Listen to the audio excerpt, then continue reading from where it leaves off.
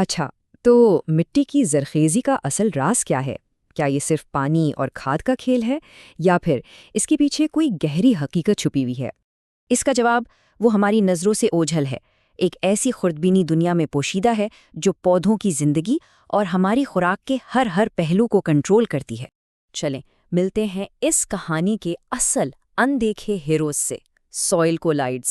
یہ اتنے چھوٹے ذرات ہیں کہ انہیں عام خوردبین سے بھی نہیں دیکھا جا سکتا، لیکن ان کو معمولی بالکل نہیں سمجھنا۔ اپنی چھوٹی سی جسامت کے باوجود ان کا سرفیس ایریا بہت زیادہ ہوتا ہے اور ان کے پاس ایک خاص طاقت ہے، ایک الیکٹریکل چارج، اور یہی خصوصیات انہیں مٹی کا اصل پاور ہاؤس بناتی ہیں۔ تو کیا یہ سارے کولائڈز ایک جیسے ہی ہوتے ہیں؟ نہیں، بالکل نہیں۔ مٹی میں ان کے مختلف خاندان موجود ہیں اور ہر ایک کا اپنا الگ ہی کردار ہے۔ آئیے ان سے ملتے ہیں۔ مٹی میں 3 بڑے کھلاڑی ہیں۔ پہلے ہیں سلیکیٹ کلیز، جو مٹی کو اس کی ساخت دیتے ہیں۔ دوسرے ہیں آئرن اور ایلومینیم آکسائڈز، جو عام طور پر پرانی ویدرڈ مٹی میں پائے جاتے ہیں۔ اور تیسرا اور شاید سب سے اہم، ہیومس، یہ گہرا نامیاتی مادہ ہے جو صحیح معنوں میں مٹی کی جان ہے۔ اچھا، ان کولوئڈز کی اصل سپر پاور کیا ہے؟ وہ ہے ان کا منفی برقی چارج۔ اس کو ایک میگنیٹس سمجھیں، ایک میگنیٹ جو پودوں کے لیے ضروری مثبت چارج والے غذائی اجزاء جیسے کیلشیم اور پوٹاشیم کو اپنی طرف کھینچ کر رکھتا ہے اور انہیں پانی کے ساتھ بہہ جانے سے بچاتا ہے۔ لیکن سوال یہ ہے کہ یہ مقناطیسی طاقت آتی کہاں سے ہے؟ اس کے 2 اہم ذرائع ہیں۔ ایک چارج مستقل ہے، یعنی پرماننٹ، جو کھیت کی بناوٹ کا ہی حصہ ہے، جبکہ دوسرا مٹی کے حالات، خاص طور پر اس کی تیزابیت یعنی پی ایچ کے ساتھ بدلتا رہتا ہے۔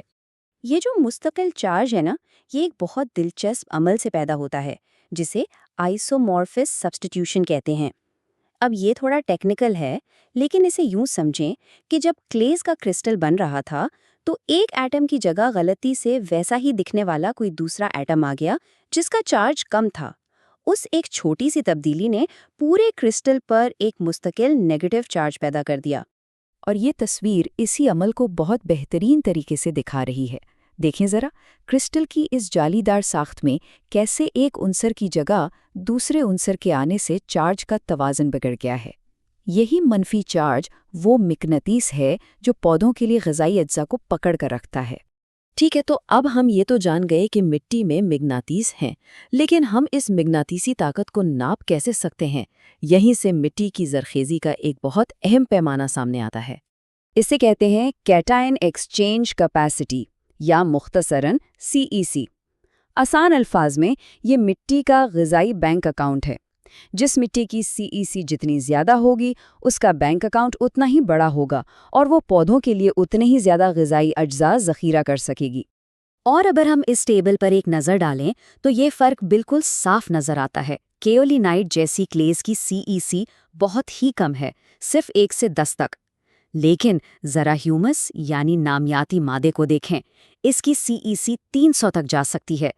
یہ صاف ظاہر کرتا ہے کہ مٹی میں نامیاتی مادہ شامل کرنا اس کے بینک اکاؤنٹ کو اپ گریڈ کرنے کے برابر ہے۔ اور یہی وجہ ہے کہ مٹی کی ساخت اتنی اہم ہے۔ ریتلی زمین جس کی CEC کم ہوتی ہے، وہ غذائی اجزاء کو زیادہ دیر تک نہیں روک پاتی۔ اس کے برعکس چکنی مٹی جس میں کلے زیادہ ہوتی ہیں، ایک بہت بڑا غذائی بینک رکھتی ہے اور زیادہ زرخیز ہو سکتی ہے۔ تو ٹھیک ہے، مٹی کا ایک بڑا بینک اکاؤنٹ یعنی ہائی CEC ہونا تو بہت اچھی بات ہے، لیکن اصل سوال تو یہ ہے کہ اس اکاؤنٹ میں کرنسی کون سی ہے؟ کیا وہ پودوں کے کام کی ہے یا پھر بیکار؟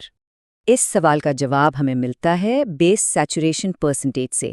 یہ مٹی کا ایک طرح کا کوالٹی رپورٹ کارڈ ہے۔ یہ ہمیں بتاتا ہے کہ مٹی کے غذائی بینک کا کتنا فیصد حصہ فائدہ مند غذائی اجزاء جیسے کیلشیم اور میگنیشیم سے بھرا ہے اور کتنا فیصد بیکار تیزابی آئنز نے گھیرا ہوا ہے۔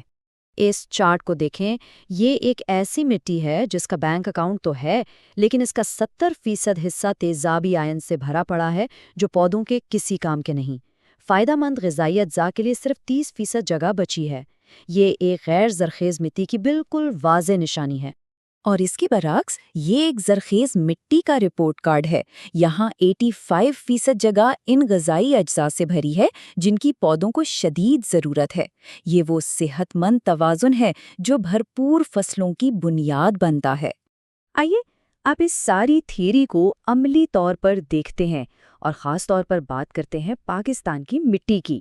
پاکستان کی زیادہ تر زرعی زمینوں میں الائٹ نامی کلیز غالب ہے۔ یہ ایک درمیانی درجے کی کلیز ہے، یعنی اس کا غذائی بینک اکاؤنٹ نہ بہت بڑا ہے اور نہ ہی بہت چھوٹا۔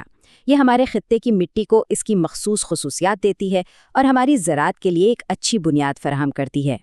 مٹی کی اس کیمسٹری کو سمجھنا صرف ایک علمی مشق نہیں ہے، یہ علم ہمیں حقیقی دنیا کے بڑے بڑے مسائل جیسے خراب اور کیلر زدہ زمینوں کو قابل کاشت بنانے میں مدد دیتا ہے۔ اس کی بہترین مثال سوڈک یا کلر زدہ زمینوں کی اصلاح ہے۔ ان زمینوں میں ہوتا یہ ہے کہ کولوئڈز پر نقصان دہ سوڈیم جم جاتا ہے جو مٹی کی ساخت کو تباہ کر دیتا ہے۔ ہم اس کا علاج جپسم سے کرتے ہیں۔ جپسم میں موجود کیلشیم سوڈیم سے زیادہ طاقتور ہے۔ وہ کولوئڈز پر سے سوڈیم کو دھکیل کر اس کی جگہ خود لے لیتا ہے اور پھر ہم پانی کے ذریعے اس بیکار سوڈیم کو زمین سے باہر نکال دیتے ہیں۔ یہ کیمسٹری کا ایک شاندار اور عملی استعمال ہے۔ یہ اقتباس اس پورے عمل کی اہمیت کو بالکل واضح کر دیتا ہے۔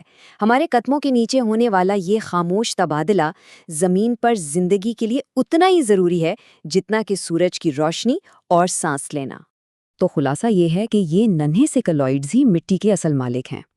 یہی غذائی اجزاء کو ذخیرہ کرتے ہیں، مٹی کی تیزابیت کو کنٹرول کرتے ہیں، پانی کو صاف کرتے ہیں اور مٹی کی ساخت کو بھی برقرار رکھتے ہیں۔ اور یہ ہمیں ایک بہت اہم سوال پر چھوڑ جاتا ہے۔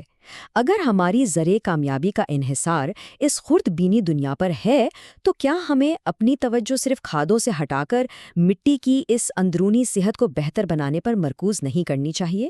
شاید ہمارے مستقبل کی غذائی تحفظ کا راز اسی میں پوشیدہ ہے۔